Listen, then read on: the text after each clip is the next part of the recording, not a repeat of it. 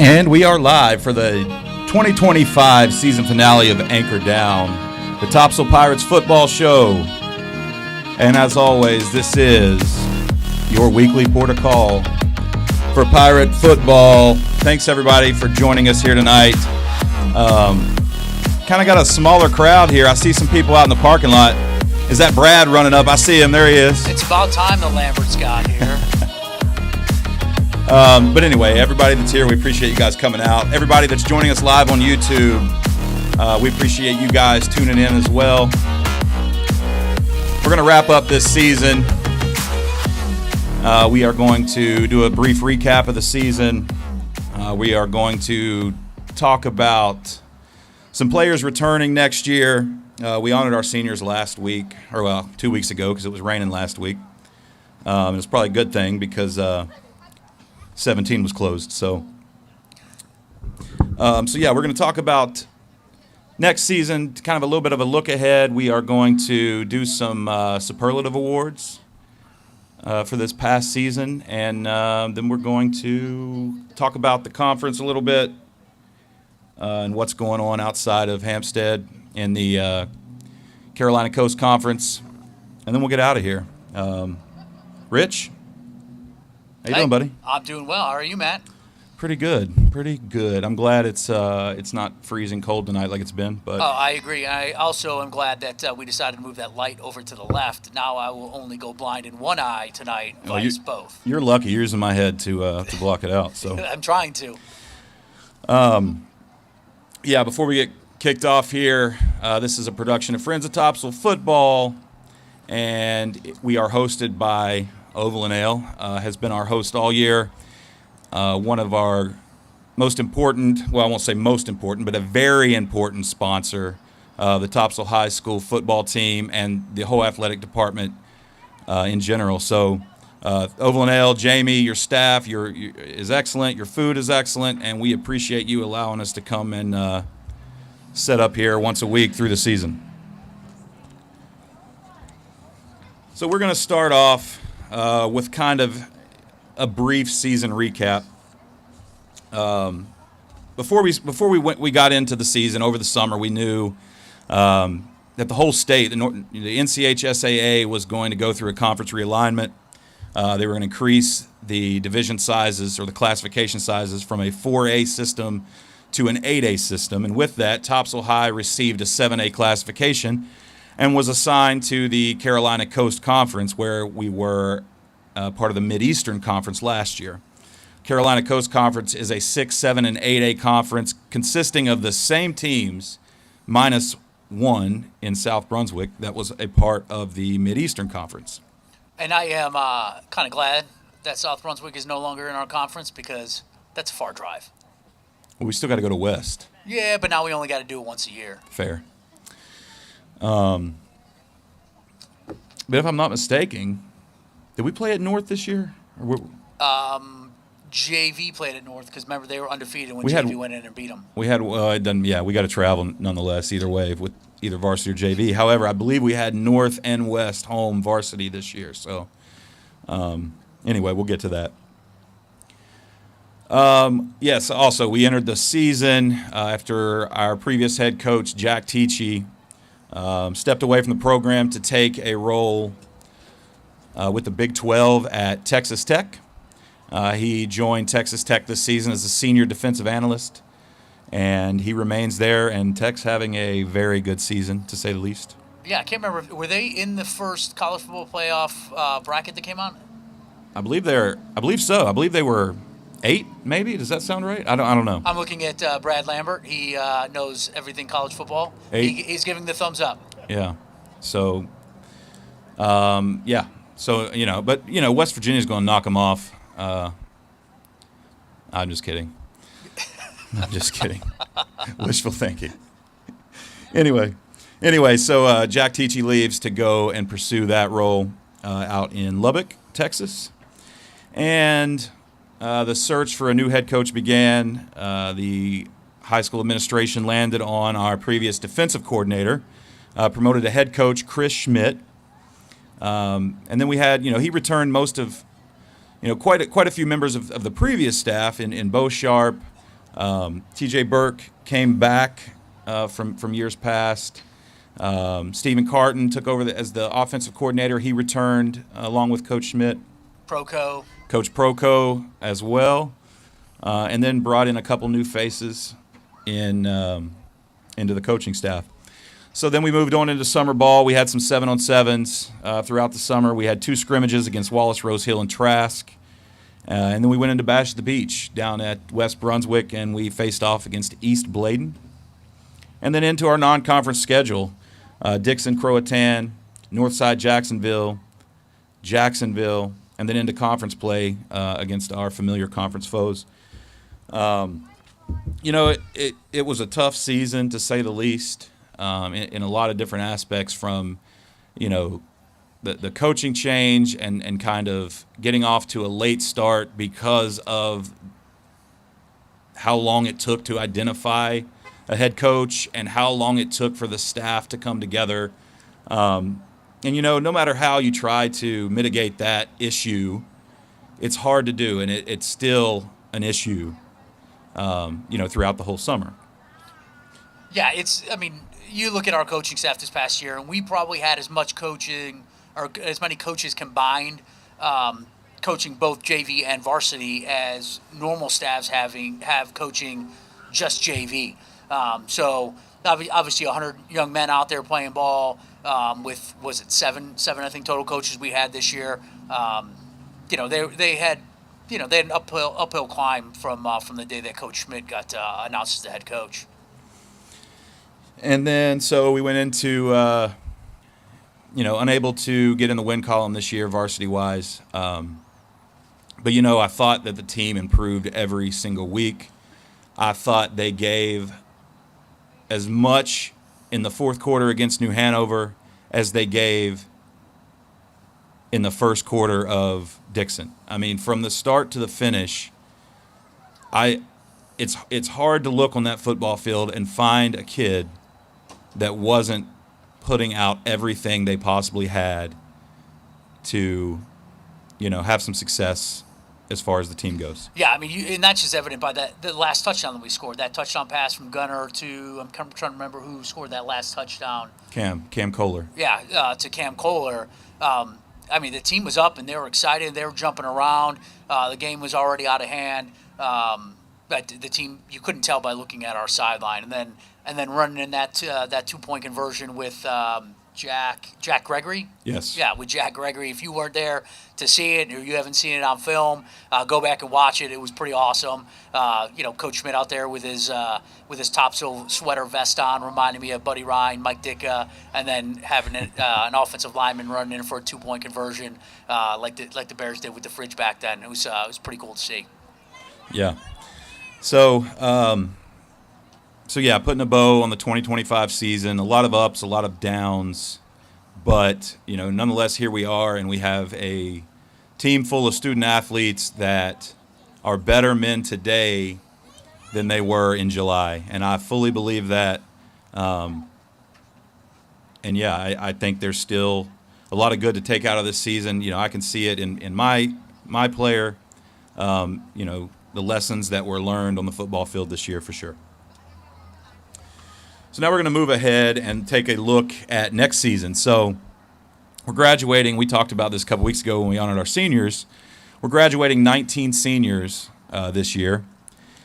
And if you take a look across the varsity roster this year, we had 26 juniors on varsity this year. So that's going to be 20, assuming everybody comes back and not assuming that anybody transfers in, which could is definitely a possibility. But 26 rising seniors to the football team next year with a year of varsity experience. And if we want to take a look even deeper, we had 8 sophomores on the varsity roster throughout several points of the season. That's 8 rising juniors, where normally would be transitioning from a JV roster to a varsity roster. Well, we've got 8 coming up with already some varsity experience. And we have 1 rising sophomore with some varsity experience that played this. Aaron Sander played the second half of the season, got some reps back at running back. Yeah, I think he's a big one. And you look at our potential. Obviously, we'll talk about this a little bit later on, depending upon what the coaching staff looks like.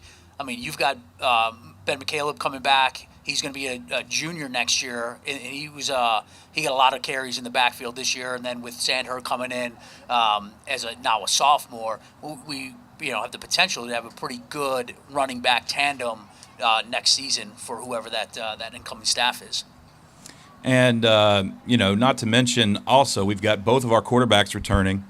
Both varsity quarterbacks returning this year with Tyler Vickers, who will be a junior come next season, and then Gunnar Haynes will be a senior next year. And both of those guys had plenty of snaps, especially the first half of the year before they made the switch.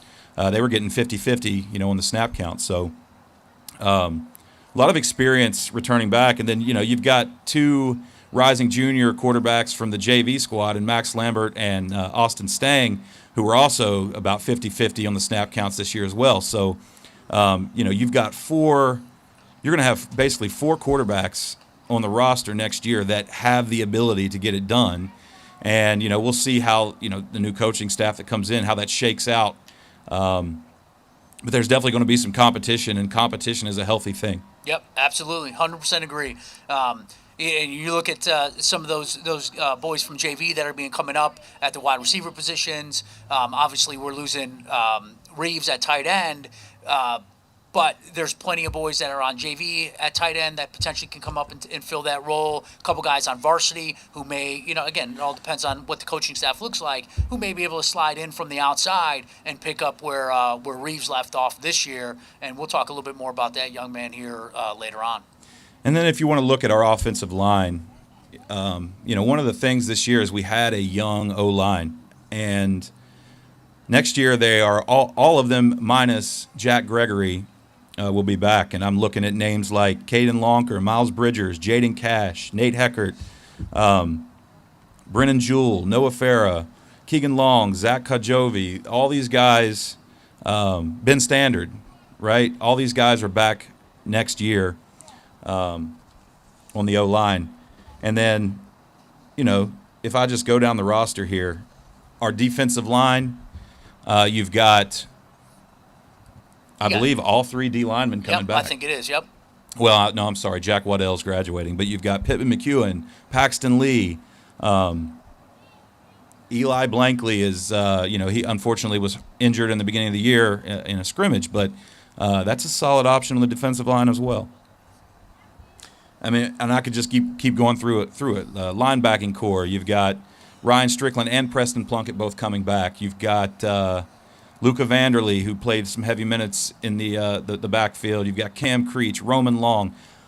I could go on all night with the amount of talent that is coming back to this varsity roster, and that we haven't even got into the rising juniors from the JV squad that will fill in as well, and there's some studs down there as well. Hey, man, there's a couple guys out there at that middle school game that I'm like, ooh, that young man can come in and potentially play on the varsity team as a freshman. Absolutely. Another name I don't want to forget, the D-line, is Barrett Price, who put in some heavy minutes as well this season. But, if we look through the JV roster at some of these players that are moving up, and I don't – if I don't call a specific name, I'm sorry. I can talk what I see on the field. But if I look at names like Dominic Contreras, Carter Raitan, Brody Reimer, you got Max and Austin, Jackson Boone, Brandon Swain, heavy hitters back in the secondary. Grady Mabberley had some clutch catches this year, and I could just go on and on. But I really believe, and then like Rich said, we've got some kids coming up from the middle schools that, I mean, the JV squad is going to be absolutely phenomenal next year, in my opinion. Yeah, I know, 100% agree. I'm a Topsail guy, but that Surf City team over there, they had some good-looking ball players. I mean, obviously Topsail did as well, but there's a couple really big boys on that Surf City JV or middle school team. Yeah, we wanted, obviously, I talked about this a couple weeks ago, we wanted to get the middle school coaches out here tonight to kind of talk about some of these players. Unfortunately, I was unsuccessful in that effort, and maybe I didn't try hard enough, but I did try. But who knows? We're going to do some of these over the off season as well. I know Rich and I talked about doing a live show for National Signing Day, February 4th, for some of the boys that are signing their national letters of intent to commit to play college ball, and then maybe once we identify a new coaching staff, maybe we'll do some kind of preview something. Anyway, there's stuff in the works for the off season. So now moving into next year's schedule. Obviously, we don't have next year's schedule, but there are some certainties that we can, go ahead and look forward to. And, the game that never fails, we always play out of conference, is Dixon. I don't know if it'll be the first game again next year, but I do know it will be a home game for the varsity. And I don't know about you, Rich, but I'm looking for some revenge. Absolutely, and I think those boys that are coming back are looking for the same thing. So we know that.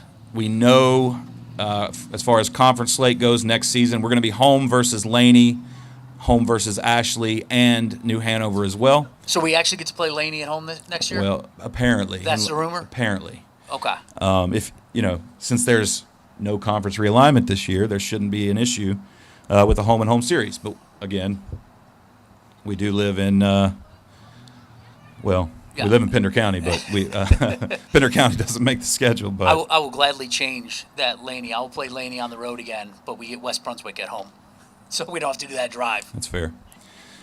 And then away this year, we're going to be at Hoggard, at West Brunswick, and at North Brunswick. I've got COVID on the West Brunswick game, just so everybody knows. Okay. All right. And then, obviously the inverse of that will be the JV at the opposite location for all 6 of those games. And then, I'm unsure of the rest of the non-conference slate outside of Dixon. I'm not 100% sure how it works. I don't know if it's like college where you schedule a 2-3 year series against a team, or if they start fresh every year.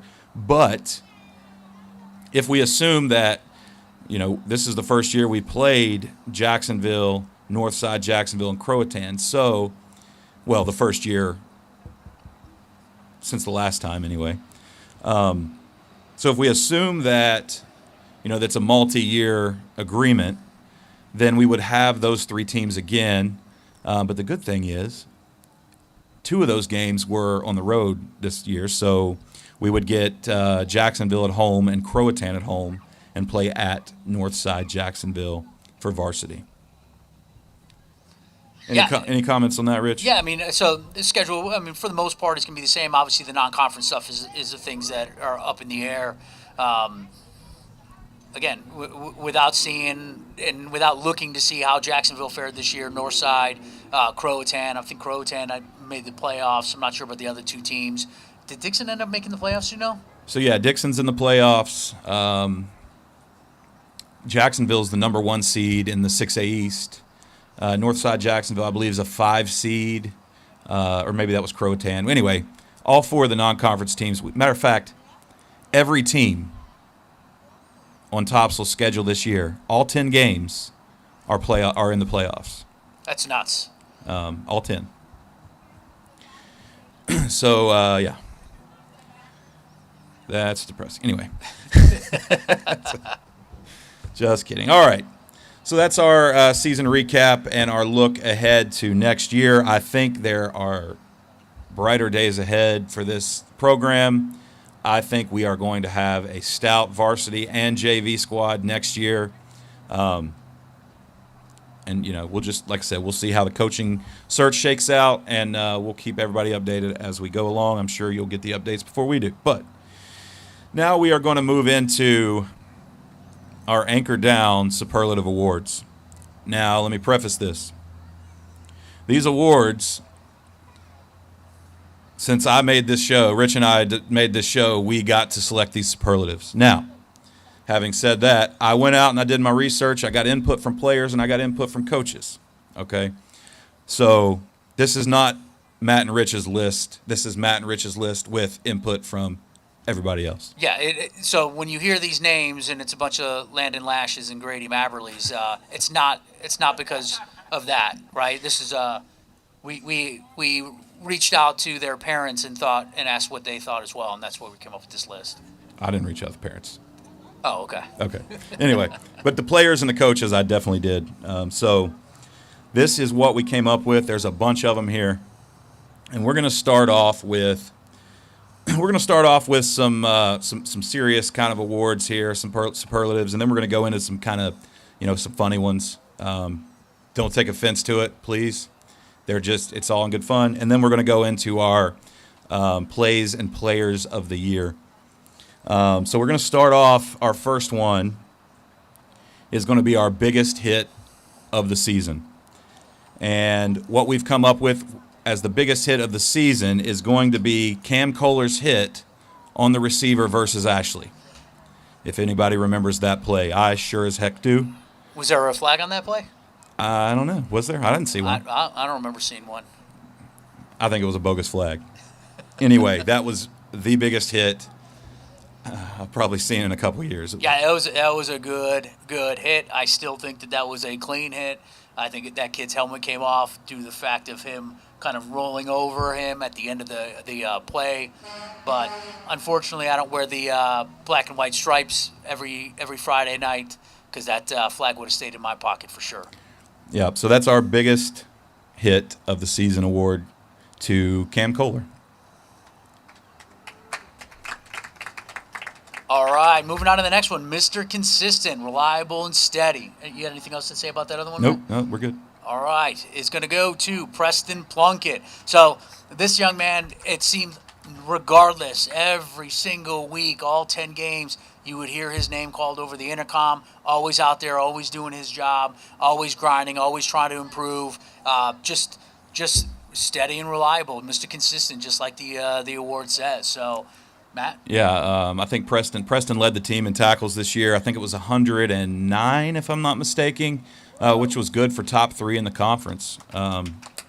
What a great scene. And 12 and a half tackles a game or whatever the average comes out to be. If that's not consistency, then I don't know what is. But and he'll be back next year.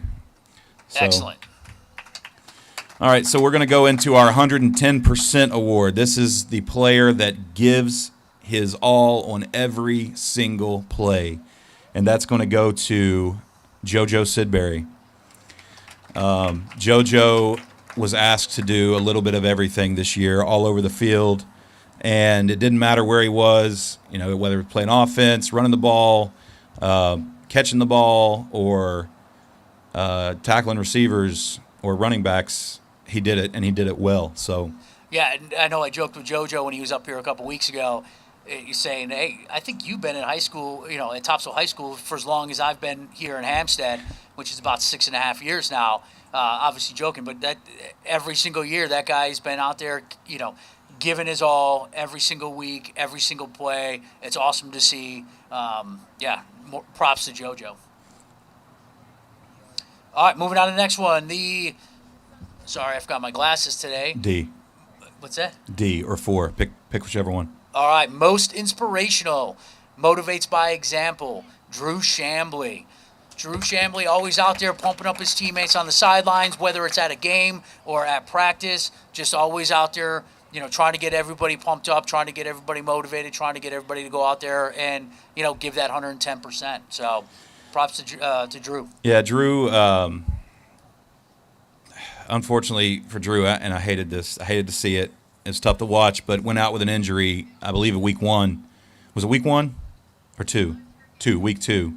And unfortunately, the injury took him out of the season. He had to go have surgery, and he was able to make it back for senior night, and walked through the tunnel, suited up, and was on the field for senior night, and also played the final game of the year against New Hanover. And to see, knowing what type of injury that was and the recovery that is behind that, with the surgery, to see him on the field throughout the season with a positive attitude, supporting his team, and then doing everything in his absolute power to get back and play senior night.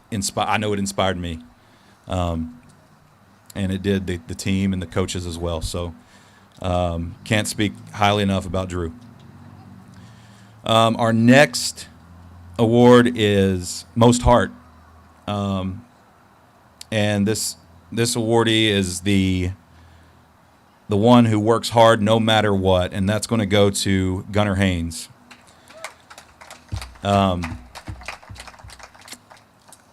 As most know, Gunnar was, like we talked about earlier, Gunnar and Tyler kind of split the duties in the first half of the year, and then, the coaches made a tough decision to stick with one quarterback for the second half of the season. And, and we all know as people who, athletes, prior athletes or parents or whatever, how tough that's got to be on a player.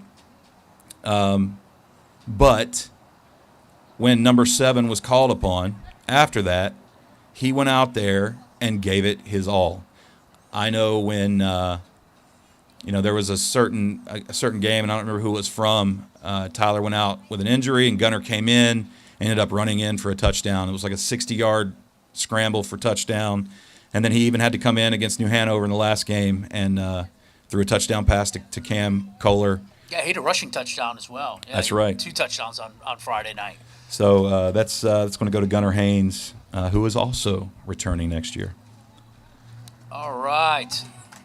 The Workhorse Award, plays through everything, never takes a play off. That's going to go to Pittman McEwen. So Pittman out there grinding every single day. Coaches, hey, come get a breather. Nope, I'm staying out here. Just out there pushing, working. Never taking a play off, regardless of what the scoreboard said, regardless of how tired he was. I don't know where he gets it from because I know his father.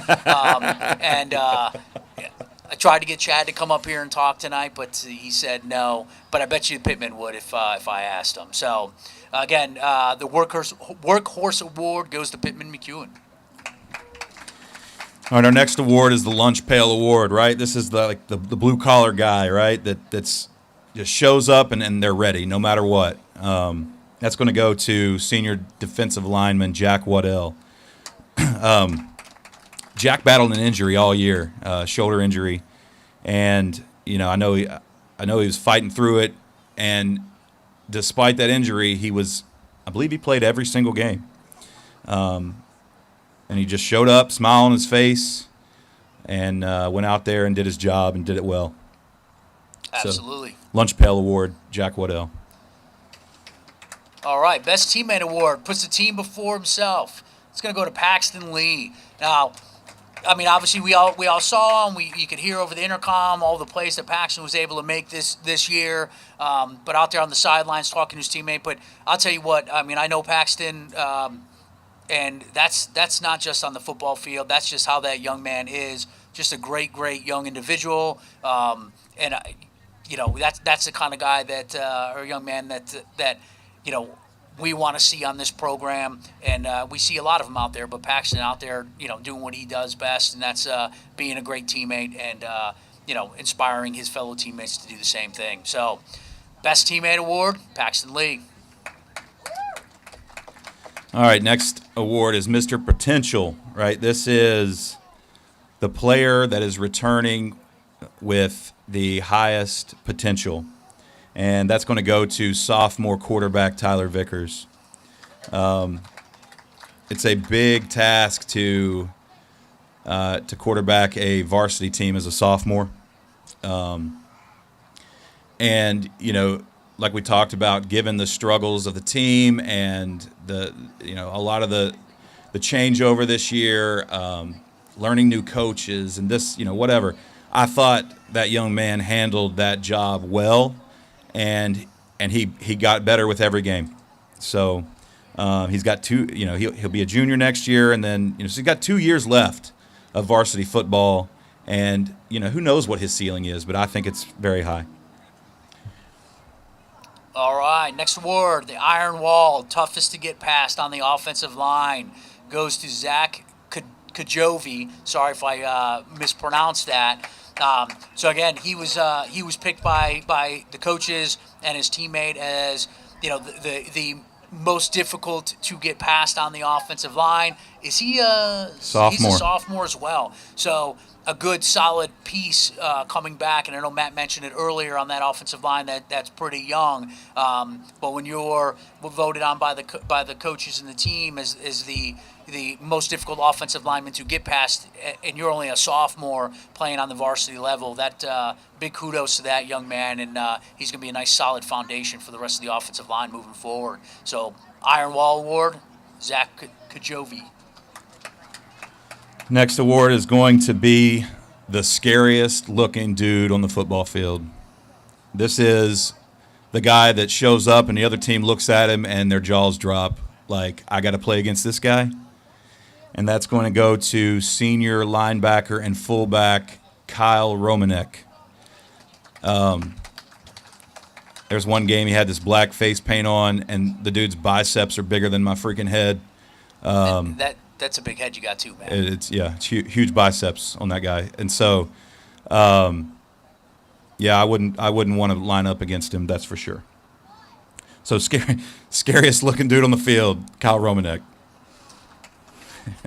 All right, so probably my favorite award. That's the Best Hair Under the Helmet award.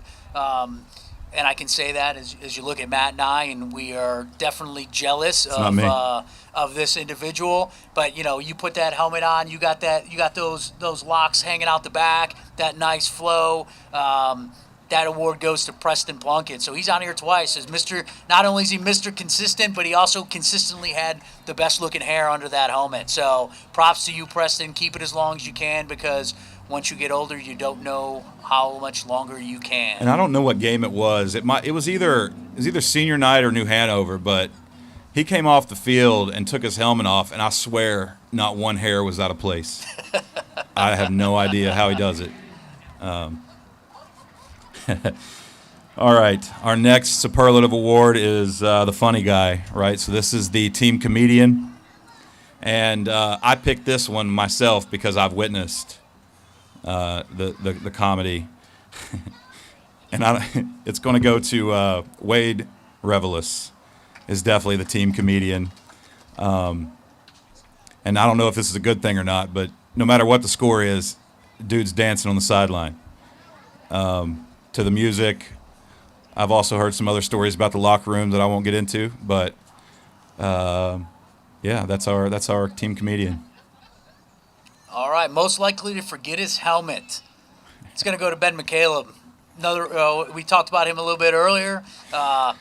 Sophomore running back, and I can absolutely see that young man running out sometimes the way he runs, I don't even know if he needs a helmet, but I can see him running out there without his helmet on his grape and going out there and cracking some skulls. Just ready to run the ball. Just ready to run the ball. Just give him the ball and let him go. So most likely to forget his helmet, Ben McCaleb. All right, our next is the human highlight reel. And the human highlight reel, and I think everybody here can agree, Demarion Smith. From returning kicks, returning punts, catching the ball, running up the field, juking, spinning, whatever. Demarion is always good for some crazy plays every night. And he's another one like JoJo that I swear he's been going to Topsail High School since 2019. So glad that you're leaving, Demarion, but absolutely going to miss you. Next award, no-fly zone, shuts down his side of the field. So this is a defensive back award. That's going to go to Caleb Holland. So Caleb Holland out there as a DB, making great plays, shutting down, a lot of times the best receiver on the other team, just out there doing what he does. He is unfortunately a senior, right, Matt? Yeah, correct, he is a senior, so he will not be back next year. Will be missed, but no-fly zone goes to Caleb Holland. All right, our next award is hit stick, right? This is our biggest hitter, and that's going to go to junior linebacker Ryan Strickland. So Mr. Hit Stick. Yeah, he's just out there hitting everything he sees. I love watching that young man play ball.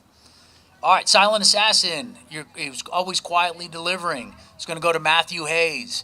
So Matthew Hayes, not a very outspoken, not out there, in front of his team, at least not that we see. Trying to have that conversation, but just goes out there and takes care of business, quietly goes about it, and absolutely silent assassin, Matthew Hayes. All right, now we're going to go into our of the year awards. We have an offensive play of the year, a defensive play of the year. We've got most improved player of the year. We've got the captain's award, which is the leader of the year. We've got our comeback player of the year, and then we're going to end with our three biggest awards here: the offensive player of the year, the defensive player of the year, and then the coach's award.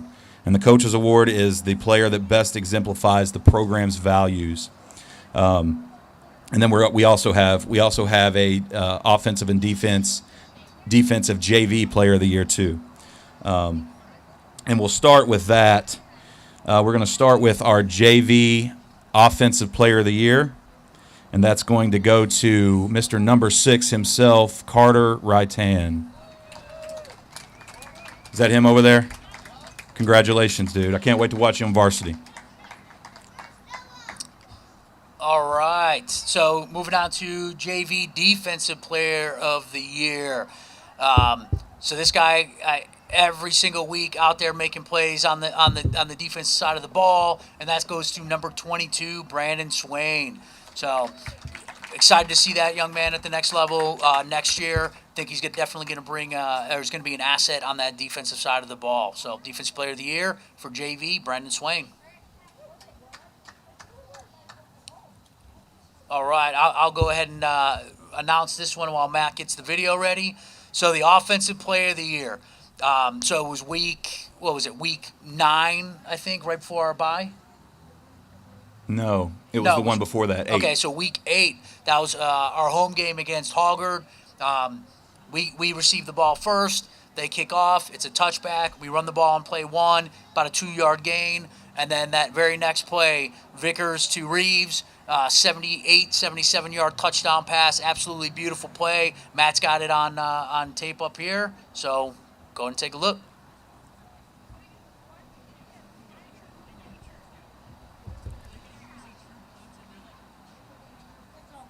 Beautiful pass, beautiful catch through the coverage. And then he burned the defensive back all the way to the house to get up on top of Hoggard early. So that is our offense play of the year. And remember, he forecasted that. He was up here that week or that Wednesday prior saying that he's going to show Hoggard who he is, and he absolutely did. Had a monster game that day, and it started off with that touchdown. All right, moving on to our defensive play of the year. And this is a play from Croatan. This was a defensive touchdown. All right, so it starts with, let me go to it. It starts with Landon Lash coming off the end, getting off the block, and then getting a hand up on the ball, tips it. Pittman McEwen catches it somehow, and then takes it all the way to the house. And that big defensive lineman, McEwen, picks that thing off, brings it to the house, goes to the sideline for the kickoff, and then was immediately back out on the field on that very next play. So props to him. Heck of a play. That was awesome. So that is your defensive play of the year.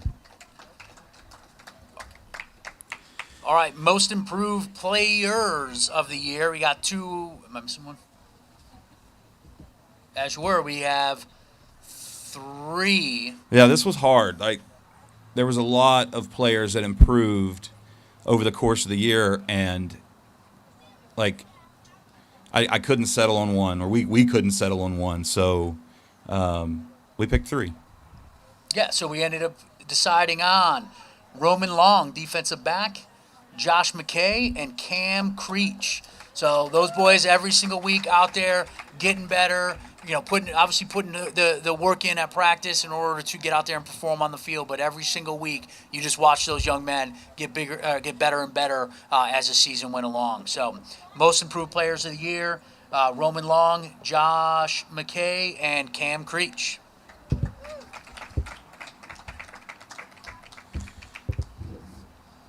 All right. Let me go to the next page here. So this is the Captain's Award, and this is the player or the captain that exhibited the highest leadership values throughout the year, and that's going to go to senior outside linebacker Landon Lash.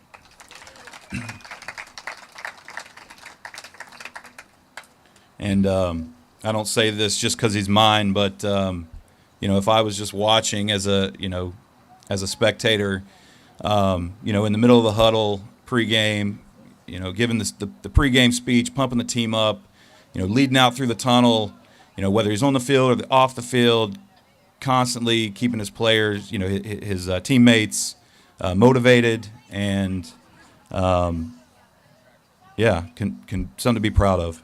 Absolutely. And I will say this because he is yours. He clearly gets his leadership skills from his mother. Thank you, Kristen. All right. Thanks for that, Rich. You're welcome. You're welcome. Comeback Player of the Year, overcame injury adversity, and we talked to him a couple weeks ago as well. We asked him some questions about it. He talked about his mindset as he's recovering. So, Comeback Player of the Year, Ross Anderson. Yeah, this was also a hard one too. There's several players that could have been labeled the Comeback Player of the Year, but just knowing, like we talked about a couple weeks ago, knowing the road. His road to recovery was multiple years and several operations. And there's an article about it in Star News if you want to go check it out. But he overcame a lot to get back on the field this season. All right, now we're going to move into our Players of the Year awards. We're going to start with the Offensive Player of the Year. This individual finished the year with 24 receptions, 403 receiving yards. That's good for 8th in the conference overall in receiving yards, and it's 2nd among tight ends in the entire conference. This young man had a game against Hoggard, just like he said he would. He had a touchdown and 125 yards receiving with an 80-yard reception as a long of the night. And that's going to go to number 80, senior tight end Jackson Reeves. All right, Defensive Player of the Year. So had 90 tackles on the season, good for 5th in the conference, 14 tackles for loss, which led the conference, 2.5 sacks, 1 pass defense, 3 forced fumbles, and a fumble recovery. Again, his leadership skills come from his mother. This Defensive Player of the Year goes to number 45, senior outside linebacker Landon Lash. You can say something positive. We'll talk later. Good job. All right, now the Coaches Award. And, I don't want to, minimize any other award. They all hold their own weight and they're all great. But this award is the Coaches Award. And this is the player on the team that best exemplifies the program's values, no matter what happens on the field, right? This is a lot off the field, in practice, in the locker room, carrying the coach's message, that kind of thing, and just living out exceptional values requested by the team and the coaches. And this is the direct quote from Coach Schmidt, who couldn't be here tonight due to they're having the all-conference meeting tonight down in Wilmington somewhere, so that's where he's at. But this is the quote from the coach. He said, "Despite being the smallest player on the field, he's pound for pound one of the toughest. He battled nearly constant injuries all season long, but they had to drag him off the field during practice. He'd take every rep with the offense, and he'd take every rep of the scout team for the defense. And if the coaches wouldn't intervene, he would be out there. He simply loves football." And that goes to number 10, who hated to see go out against New Hanover like he did, but we're praying for you. Number 10, wide receiver, Demarion Smith.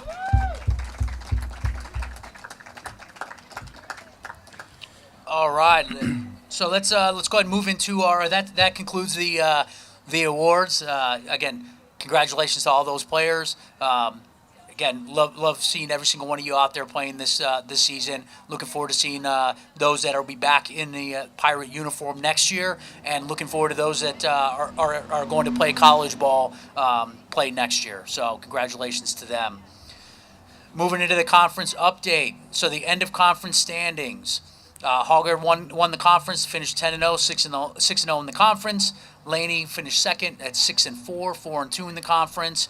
New Hanover 5-5, 4-2 in the conference. West Brunswick 6-4, 3-3 in the conference. Ashley 3-7, 2-4 in the conference.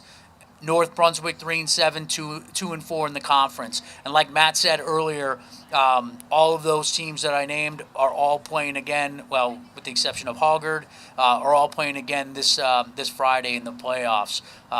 The reason why Hoggard is not is because they are the number 1 seed in 8A East, and so they will have a bye and will play the winner of Laney and Willow Springs on November 14th. Yeah, so if you're looking for something to do Friday night and you're not done with high school football, Laney is hosting Willow Springs. I don't know if you want to go to Laney. I don't really want to go to Laney. But if you do, feel free. Then we've got Laney, right? So Laney is the number 8 seed in the 8A East. And like we said, they'll be playing Friday night at home versus number 9 Willow Spring. I have no idea who Willow Spring is. It's that spring over there by that willow. Okay, yeah. Yeah, now you know what it is. Yeah. Should have known. New Hanover. They received the number 14 seed in 7A East. They play host Friday night to number 19 Heritage. And then we got North Brunswick, the number 20 seed in 7A East. They are away at Wake Forest.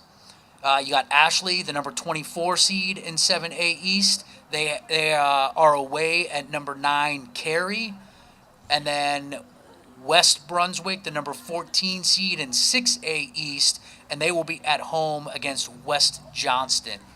And I do know, I joke about going to Laney, but if Laney wins that game Friday night against Willow Spring, they will travel to Hoggard for week 2, and that'll be a playoff matchup, Hoggard versus Laney. I may go to that. Yeah, I know, Matt. I already bought you a ticket. I got you right next to that Viking guy who's constantly yelling and blowing into that horn. I think I'll stand in the end zone. Hoggard. You guys know what horn guy he's talking about, right?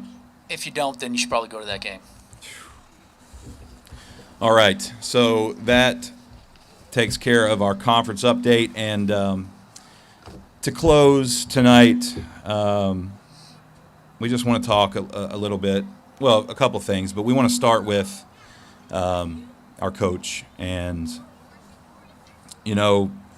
it's not, it's public news. It was made public today that Coach Schmidt has resigned as the head football coach here at Topsail after 1 season.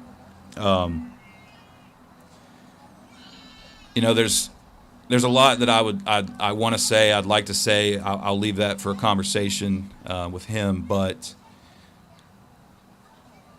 I just want to say thank you to Coach Schmidt. I know the struggles of the season. Everybody's aware from getting the rough start, having a tough time hiring a staff, and then I couldn't imagine being a head coach week 1 and dropping Dixon. I just couldn't imagine. I was a head coach one time for a Pop Warner team. We didn't win a game that year. We had 15 players, and we had a tough season. But, and that was Pop Warner level, and that was tough on me. Just seeing the effort and the work the kids put in, the coaches put in, to not see that rewarded on the field was tough. And so I could only imagine how exacerbated that is as a high school head coach, right? Dealing with, the coaching staff, the players, but also, stakeholders and parents and boosters and administrators and, just the amount of stress that I know that he probably went through. And I just want to say, Coach, thank you, because although we didn't find success in the win column, like I said earlier, all of these young men that are part of this football team I can sit here and say they are better men today than they were at the beginning of the year. Absolutely, 100%. Yeah, no, I absolutely agree. Coach Schmidt, I don't know if you're listening or if you're going to go back and watch this later. Hey, you're going to be missed by your players. You're going to be missed by, the FTF members. It was a pleasure to work with you. I'm glad that, at least as far as I know, you will still be here in the local area, teaching at Topsail High School. So I know that it will not be the last time that we have a conversation. Hopefully not the last time we see you in that Topsail sweater vest. Yeah, definitely. So thank you, Coach Schmidt, for all your contributions as head coach and as defensive coordinator in the years prior. Please, big round of applause for Coach Schmidt. And a quick shout out to the rest of the coaching staff: Zach Proco, Stephen Carton, Bo Sharp, TJ Burke, Grant Joyce, Jake Freedy, I can't see him, sorry, and Tyler Robbins. So thanks, coaching staff, for everything that you did for these boys this year. It's been a pleasure, and hopefully we'll get an opportunity to see you guys on the sidelines again. Yeah, and we also want to thank our Friends of Topsail Football board. I'm not going to thank myself, but I was on the board. I'll let you thank me, Matt. Chris Hafer, Rich Mabberley, my co-host over here, Sarah Mabberley, Sarah Gaither, Chad McEwen, Catherine McEwen, PJ Lee, and Shannon Batts. Thank you to our FTF board members. And I do want to take a minute before we get off the FTF subject here and spend a couple minutes talking about Mr. Chris Hafer. If you didn't know, I'm going to tell you now, this was Chris's last year as president of Friends of Topsail Football.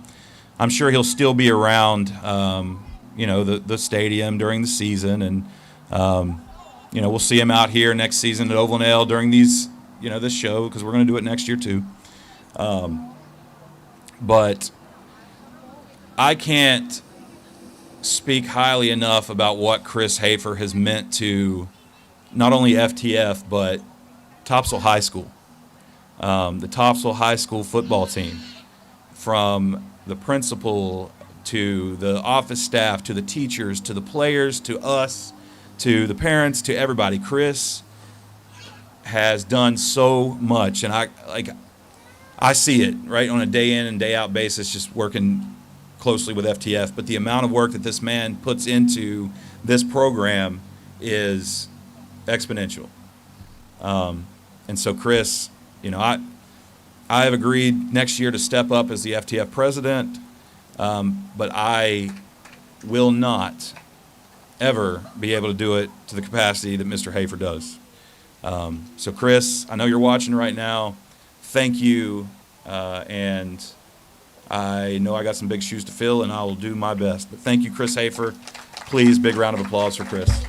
Rich, do you have any words about Chris? Two real quick things about Chris. He's been part of FTF for 6-7 years, something like that. Hasn't had a kid in the program in I think 2 years, but still at every single game. That man, bleeds black and gold. He is a Pirate. I definitely anticipate seeing him at the games on Friday nights. And if you don't have that plan, Chris, and you're listening right now, you have to be there because Matt and I don't know how to load the trailer properly. So I need you back at least to do that. So keep your Friday nights open, Chris. But in all seriousness, thanks for everything. You will be greatly missed by FTF. All right. A couple more things. Why is this so much feedback here? I'm sorry. So FTF, right? So we're going to close a couple more things, a couple house cleaning items here. FTF, we're not going away. We're going to have a job to do integrating with the new coaching staff when that comes in. However, the job doesn't go away. So next year, we're going to need volunteers. We run the huddle every game that it works. Hopefully, this was our third season with the same system, so hopefully next year we get a brand new system that doesn't require you to jimmy the cords to get it to come up. But we run the huddle, the sideline, the end zone, and that's great to have for film.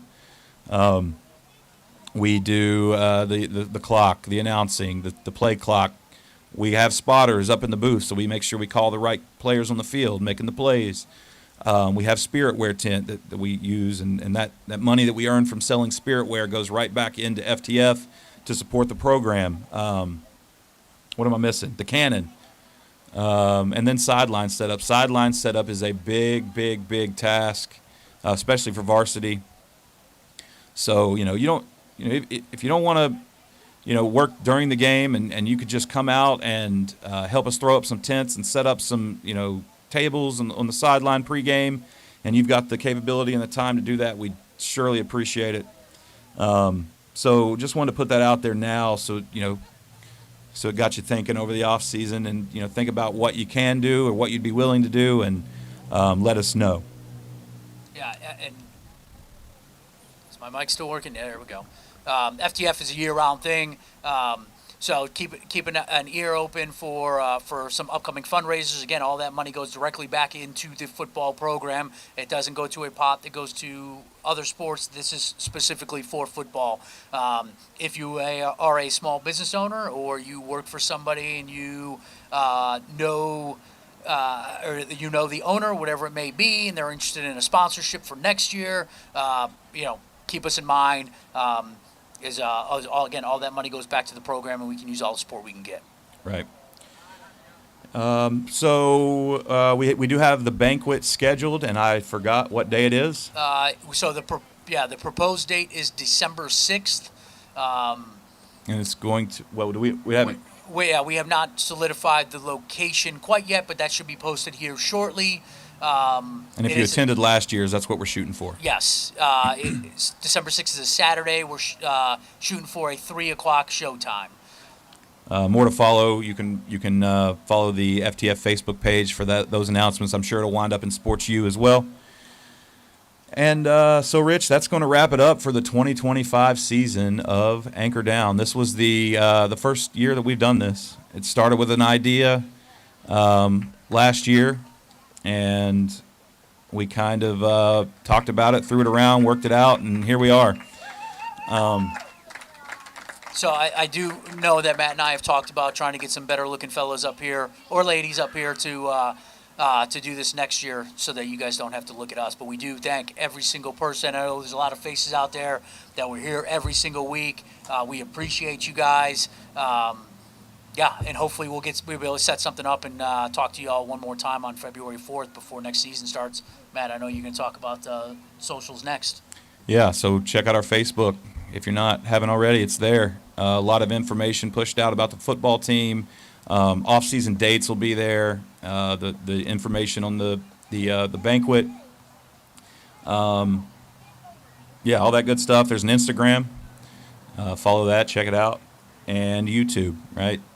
If you haven't subscribed already to our YouTube channel where you can catch all this stuff live, you need to. And if you're watching right now live on YouTube, please go down before you exit out and hit the thumbs up button for us. And like the stream. Yeah, so that's a wrap, Rich. And as always, we want to thank again our host, Oval and Ale. Big round of applause for Oval and Ale, please. And Rich, as always, I'll give you the final word. Appreciate it. Yeah, again, thanks Oval and Ale. Thanks to everybody who comes out every Wednesday. No, I would say rain or shine, but Matt and I are scared of the water, so therefore we cancel it when it's going to rain, but at least when the weather is conducive to Matt and I not having to stand in the rain. Hey, just because the football season's over doesn't mean that the rest of the sporting seasons are over, so make sure you're out there supporting our local Topsail Pirates, whether it be basketball, soccer, lacrosse, track, whatever it may be. Get out there, support the school, and go Pirates. Go Pirates.